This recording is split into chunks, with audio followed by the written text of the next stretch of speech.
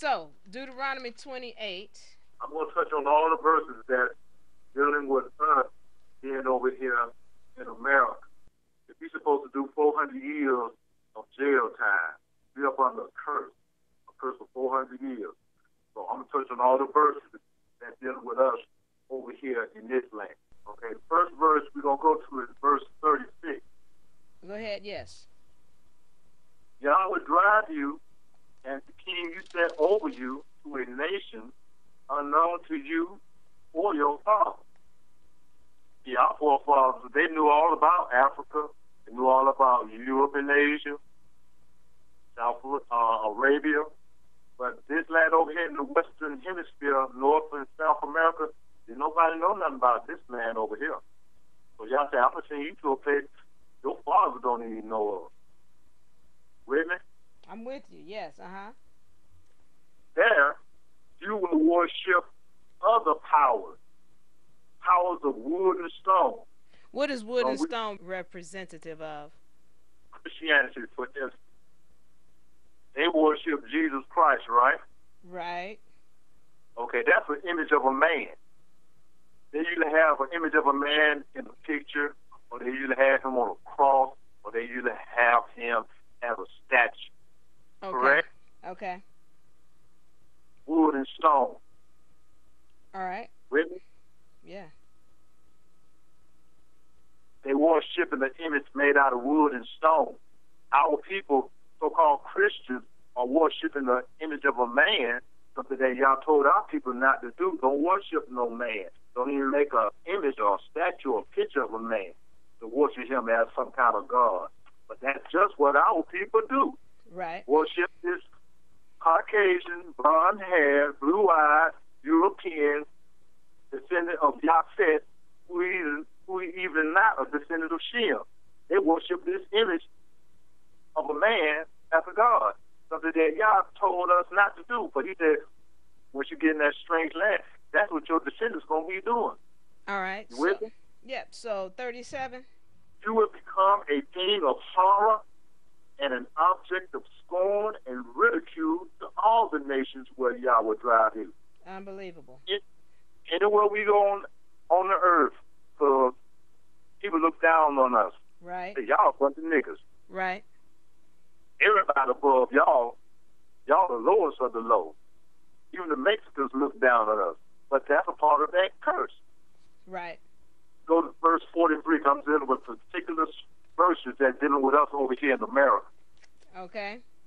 Verse 43. The foreigner who lives among you will rise above you higher and higher. Foreigners come over here, get along quicker than we can and set up a business and go buy a $26,000 house before we can. Right. That's part of that curse, though. But you will sink lower and lower. Verse 44. He will lend to you, but you will not lend to him. I see more Arabs got lending stores on every corner just about. You got to go borrow from them, and they charge buku interest. Right. Recap verse 44. He will lend to you, but you will not lend to him. He will be the head, but you will be the tail. He'll be above us. He's making more money than us, living better than us. Right. Verse 45. All these curses will come upon you. They will pursue you and overtake you until you are destroyed. Our people don't give up hope. Particularly the youth of our people, they're like, what's the use trying to find a job? They just gave up hope. They will pursue you and overtake you until you are destroyed. Because what? You did not obey Yah. You're all powerful. Now, when you say that, now, right here, I do want to look back at the part where we did not obey. And don't.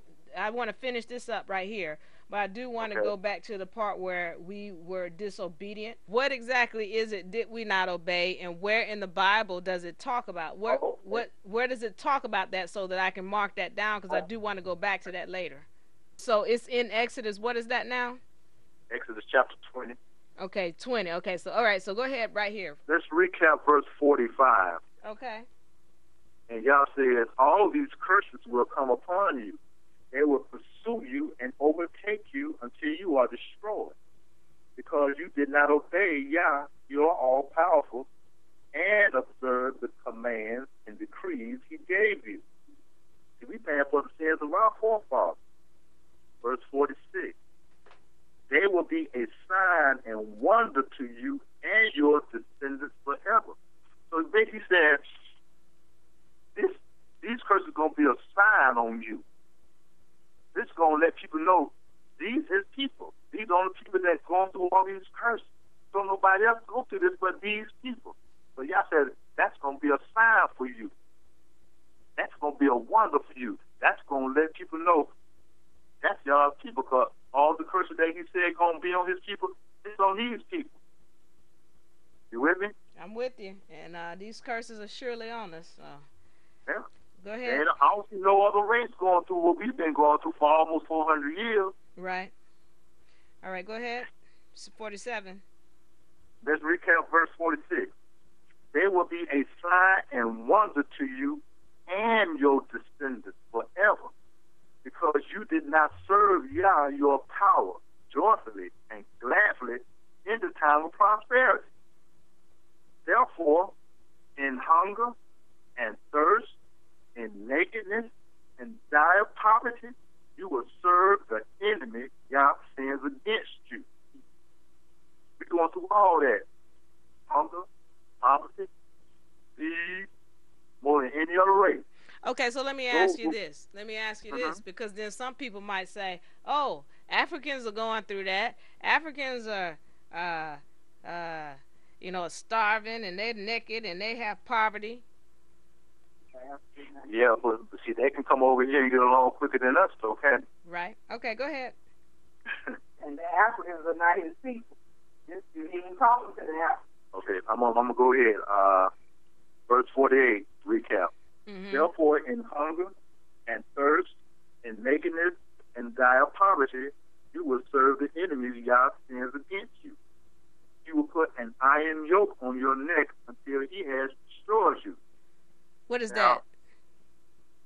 Remember when our people were in literary slavery right. in the 16th, 17th, and 1800s? Right. Them Romans used to put iron chains around our ancestors' neck. Right, right. I mean, and then take them off. Sometimes they'd be on them all day long, and right. some of them had to sleep in them and had iron shackles on their ankles.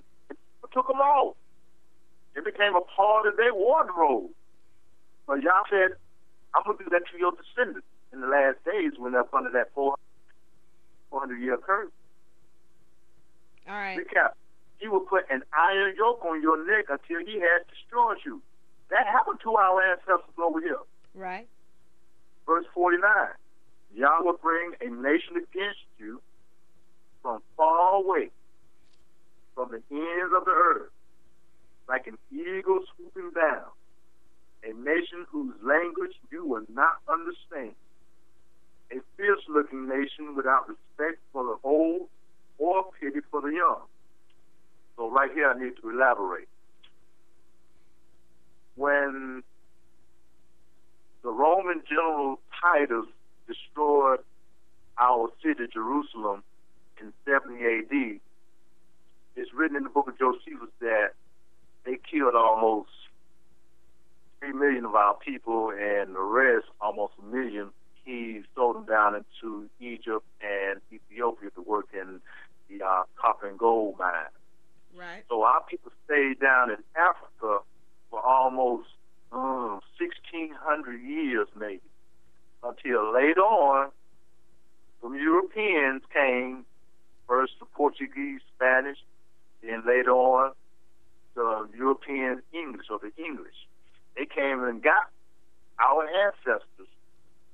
The Canaanites were Africans. They sold our people to those Europeans, so those Europeans can come over here and work this new land they conquered. So that's what he's talking about. They came from far away, like an eagle. You know, and the eagle is America's symbol. and also Rome. Hold on. Okay, let's hold on, because I love this kind of analogy, because it helps to again bring it to today, so that people understand everything that's going on has already been spoken about, and you can read about it through symbolism. So we're talking about the eagle. Where was that now? Yeah, verse 49. Okay, so go ahead and read that again, please. Yah will bring a nation against you from far away, way in Europe, like an eagle swooping down, a nation whose language you will not understand. Now, our people, they understood the Africans' language, so we live near proximity to one another. Right. Well, the Europeans came, our people were like, we don't understand nothing these people understand at all. And we still don't understand them.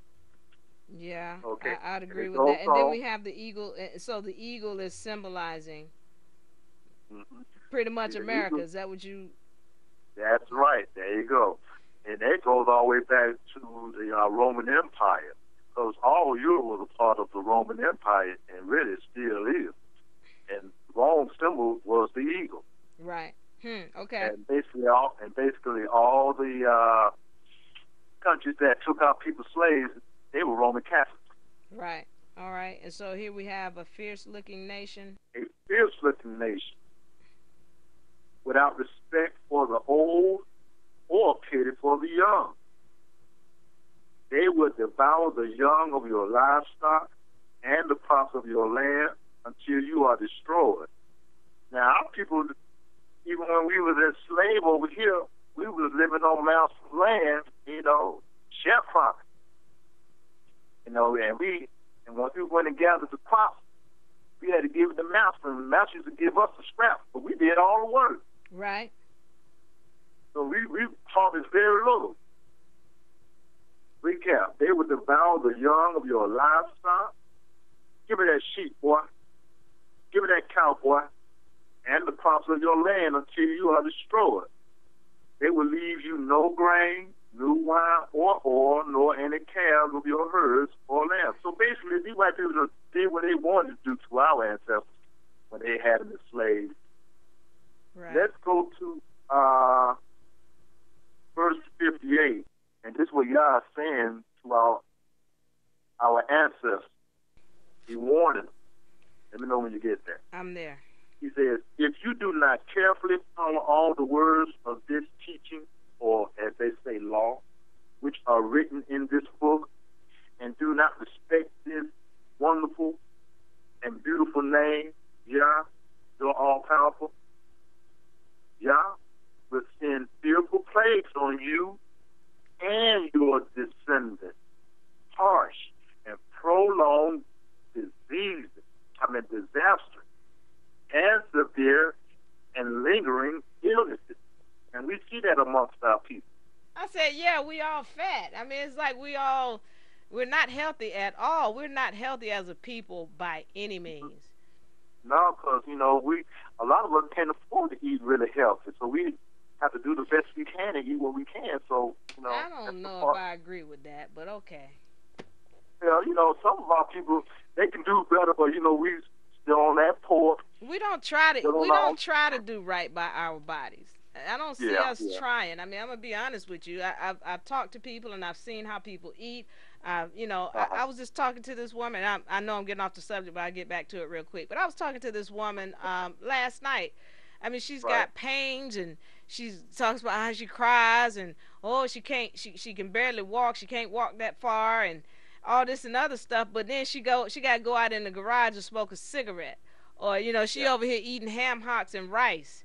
And, what I'm saying? It's just things that are not good for us, things that are, that we're not supposed to be eating.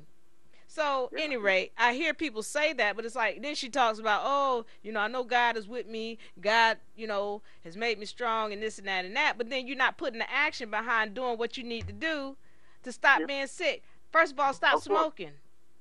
Yeah, we're partly responsible, too. We got to take responsibility, too, because a lot of us don't want to eat right. And can. But a lot of our people that, in dire poverty, they may not really can't, do for themselves and just have to eat what they can. And, but, all this, of that curse, you know, because we as a people, we suffer the most from that AIDS. We as a people, we suffer most from high blood pressure, you know, and diabetes and stuff like that. And I'm like, why is that? Right. Is that a coincidence? Why is that? Right. It's not a coincidence. It's a part of that curse that y'all put on us. Let's pick up verse 58 recap. Okay. If you do not carefully follow all the words of this teaching which are written in this book, and do not respect his wonderful and awesome name, Yah, you're all-powerful, Yah will send fearful plagues on you and your descendants, harsh and prolonged disaster, and severe and lingering illnesses. Verse 60, he will bring upon you all the diseases of Egypt that you dreaded, and they will cling to you. Okay. AIDS is something that ain't never been on the earth before, and they can't hardly get rid of that. What are the diseases of Egypt? Okay. Y'all sent like 10 plagues on Egypt to make Pharaoh let our people go. Right. He said he could put boils on them. He gave them the itch. He put darkness on their land, gnats. But basically, they were suffering with boils a lot. Did you say gnats? Like the little flies? Yeah, the little flies. That's a plague? Yeah, when there's so many of them, you could. Yeah, that's a plague. Listen to me. I'm tripping because I've been seeing an abundance of some gnats. They gangster. Yeah, and not just gnats, man. The mosquitoes are getting bad. Yeah, but you know, just to elaborate what you said, you know, some of the plagues that get sent on Egypt was gnats, flies, and frogs. So, you know, we suffering with them things right now. Now they were talking about on the news just last night how this new bug has shown up in the United States and how it can affect the farmers' crops. So God is already starting to pour out his plagues because this bug, I know I've seen the bug 3 times on the bug, and I'm like, I've never seen the bug before. So you got new strands of different, you know, flying insects that's coming out. Right. The same thing that he did in Egypt is the same thing he gonna do in this modern Egypt. Okay. All right. So we're at 60. Let's go. We have verse 61. All right. Y'all will also, what? That ain't all. Y'all will also bring on you every kind of sickness and disaster not recorded in this book of the teaching, until you are destroyed. Verse 62. You who were as numerous as the stars in the sky will be left but few in number, because you did not obey Yah, your all-powerful. Just as it pleased Yah to make you prosper and increase in number, so it will please him to ruin and destroy you. You will be uprooted from the land you are entering to possess. I'm sorry, before you go on, you will be uprooted from the land you are entering to possess. What land? What land were we uprooted from? Is it talking about we're going to be uprooted from our land or the promised land? All that land that's between the River Nile and the Euphrates. Yah promised Abraham, he said, I'm going to give your descendants all this land, all you can see. Right. All the land between the River Nile and the River Euphrates. Right. So that's the promised land. But when our ancestors entered into that land up under Moses and Joshua, they went into the land. They didn't stay in it long. They maybe stayed in it maybe 1,000 years and a half. But later on, they started to, you know, break away from Yah and worship other gods and act like the other nations. So Yah just said, okay, y'all don't broke the agreement. So I'm not liable to hold my part of the agreement. So I'm going to let your enemies come in, destroy you, take you captivity, and just take you out of the land. Okay, all right. So y'all told them already, y'all gonna go into the land, but y'all not gonna stay long because y'all gonna start messing up. Y'all gonna break the agreement. All right. So 64. 64. Then Yah will scatter you among the nations, from one end of the earth to the other. Then he says, there you will worship other gods, gods of wood and stone. And that's what they do in Christianity. Worship the image of a man, either in a statue form or a picture form or on a cross. Right. Or wood. Right. He told us how people going to be doing it, which neither you nor your fathers have known. They don't know about no Jesus Christ back then. Our forefathers know, well, who is that? This is a new God that came up. Right. Verse 55, recap. Among those nations, you will find no repose, no resting place for the sole of your feet. There, Yah will give you an anxious mind, eyes weary with longing, and a despairing heart. Verse 66. You will live in constant suspense, filled with dread both night and day, never sure of your life. Now, we go through that today, but our ancestors that were slaves back in the 1800s, that they didn't know white people were going to come, bust in their house, snatch them up, rape the woman, burn the husband, cut up the children. They weren't sure of their life. Right. White people could kill them and just get away with it. They ain't have no justice back then for our people, so they didn't know if they were going to make it to see the next morning or make it to see the night. So they were never sure of their life. That's a part of that curse. With me? I'm with you, yeah. Verse 67. In the morning you will say, if only it were evening. And in the evening, if only it were morning. Because of the terror that will fill your heart and the sight that your eyes will see. Now, cuz, can you imagine what our ancestors, our forefathers and foremothers went through under these white people in what we call slavery time? They were doing everything to us, mutilating us, castrating us, raping our women, killing our children, and we couldn't do nothing. And we had to, in some cases, they would make family members watch why they did it. Mm-hmm. That's why he said, the sight that your eyes would see, it will almost drive you mad. Verse 68, Yah will send you back in ships. And it says Egypt right here, okay? What it says in your book. Egypt. And let's see here. I got two verses right here. Let me see what it says. Yeah, they both say Egypt. Okay, now, it's not saying Egypt that's over there in Africa. Now, Egypt is symbolic, is a metaphor meaning house of bondage. He said, I'm going to send you back again into another house of bondage. Not that same house of bondage that your ancestors came out of in Egypt, Africa, but I'm going to send you to another house of bondage that's way on the other side of the hemisphere across this great Atlantic Ocean. Somewhere that you or your forefathers ain't never heard about.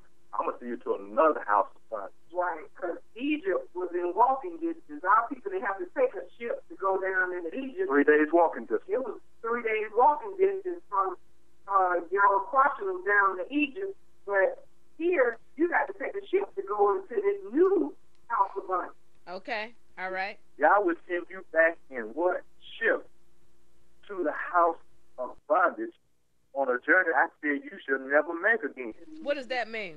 He didn't want to do it, but he said, I'm going to have to. I know y'all going to break the agreement.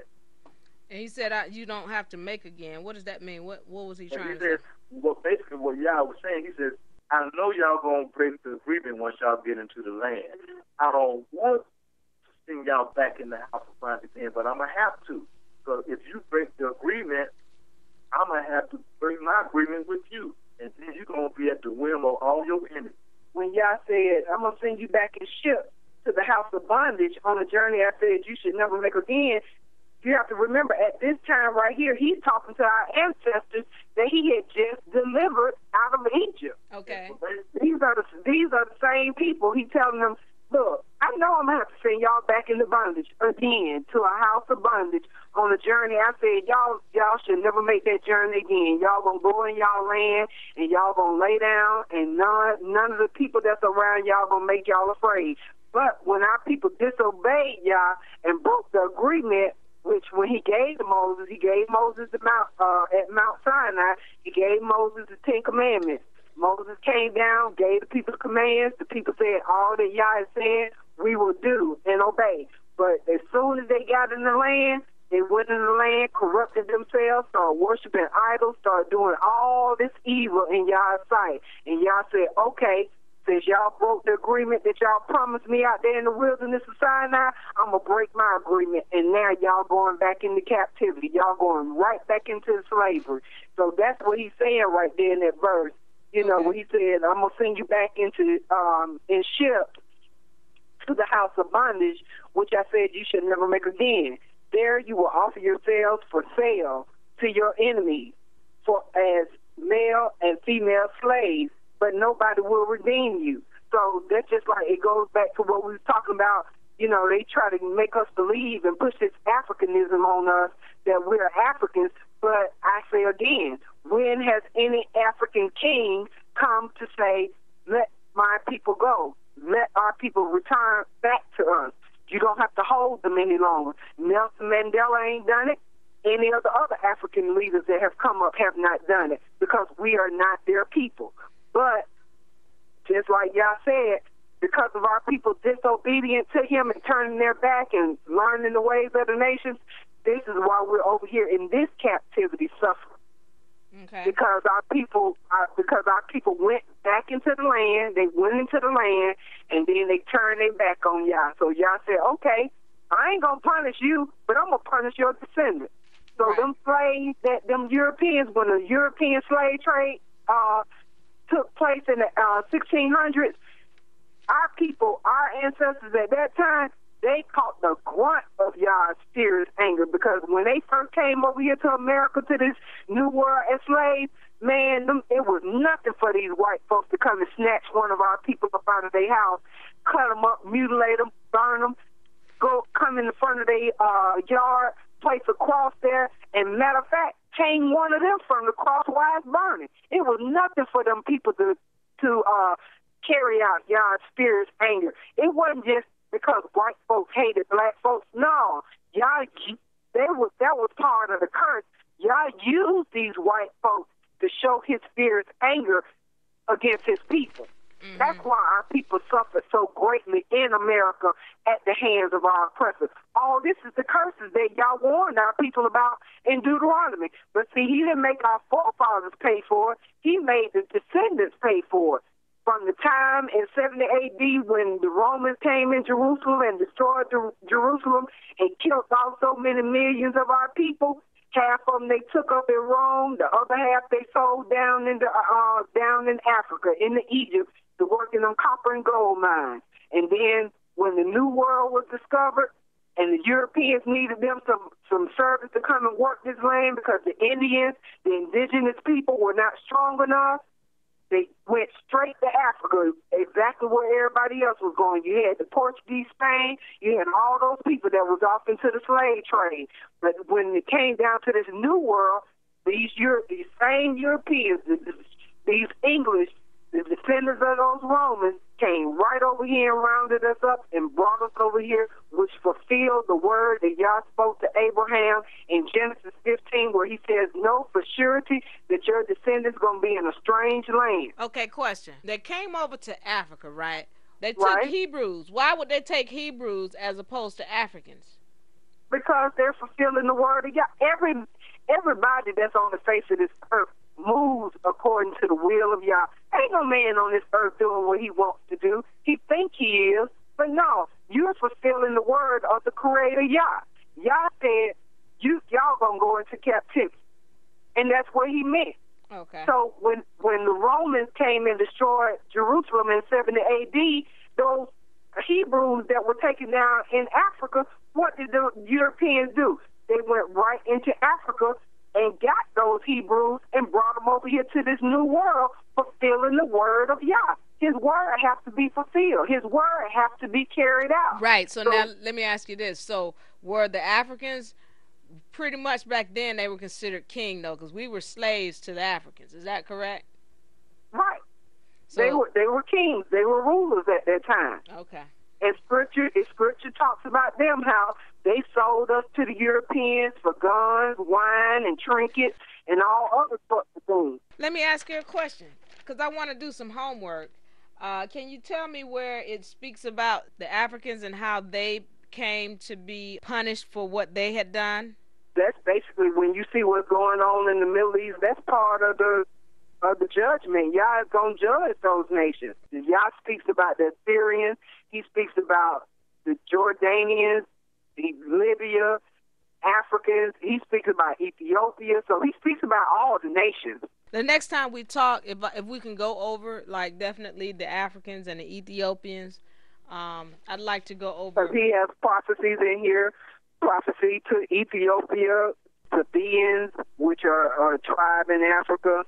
So, yeah, we can deal with that. Okay, so here, we're finishing up Deuteronomy, and basically it just recaps why we're in the state that we're in and why we suffer.